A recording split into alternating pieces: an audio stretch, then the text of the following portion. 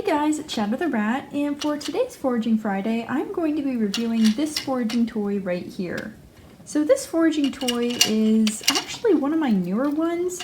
I've only had it for a few months at this point, although I have had it in the cage for the majority of that time, so the rats have had a lot of time to adjust to it.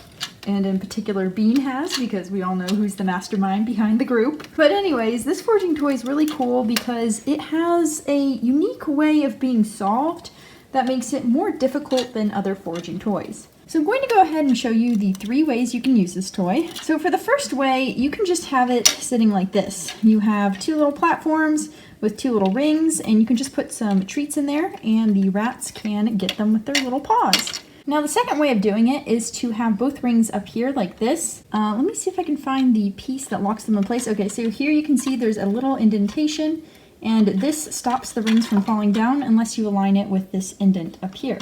So to put it up, you align it with the indent, and to lock it, you just twist the ring around.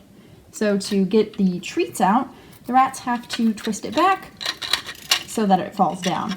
Or at least in theory, that's what they have to do, because what they can also do is they can just put their little nose under here and push up, and sometimes they'll get lucky and grab a treat. I tell you this because you're going to see a lot of this, especially from Bean, because even though twisting it and just undoing it and having the rings all fall down and all the treats fall down is technically the most efficient way, rats probably don't think in terms of efficiency. Anyways, like I said, this is the second way of doing it. And the third way, God, I do not, I hate doing this with one hand. It's really easy when you have both hands, but with one hand, of course, it's hard. Anyways, the third way is putting it down here so that they have to lift this one all the way up to get to the treats down here. However, I haven't actually done that really with them because, well, I was focusing on the top way, and I just kind of like the top way better because these things are a little bit heavy and, well, rats are little creatures, so they don't have a ton of strength, although I think they could do it pretty easily if they knew how. Shouldn't that right, Bean? Yes, it is, you little nose. I really do like this toy. Like I said, it has a lot of foraging value. Bean will sometimes spend like 10 minutes trying to open it.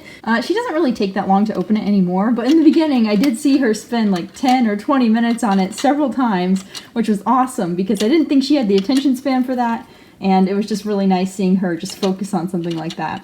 But even for the other rats who mostly just push their little noses under there to get to the treats, it's definitely a foraging thing because, well, it's not very easy for them. And on top of that, it's a very slow process. So it's just one of the ideal foraging toys because no matter how you use it, they're going to be foraging for quite a while to get to the treats. And the other thing I like about it is just that, well, like any other acrylic toy, it's easy to clean. Well, I shouldn't say any other because this one here just doesn't have any gaps you can't get to. So it's easy to clean, easy to dry, easy to refill. It's just a nice little toy, and I really like it because it's more challenging for the rats than a lot of their other foraging toys. Like I said, I've had this in the cage for a few months now, and whenever the rats look a little bit bored, I'll just go ahead and refill it, and whoever's awake will just run over and start playing with it, and that's a really nice sign because, well, first of all, I think that means they like it, and second of all, it just means they're really getting a lot of enrichment out of it. So yeah, this is one of my current favorites. I think it's one of these Nature's Instinct bird toys. I'm not sure, but I'll link it as always.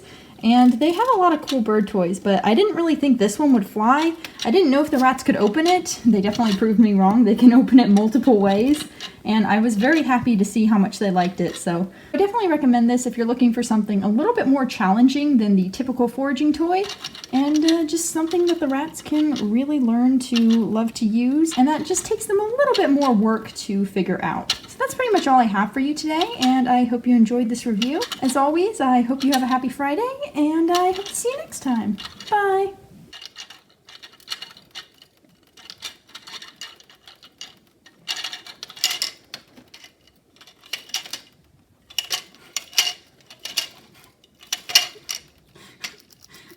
Bean.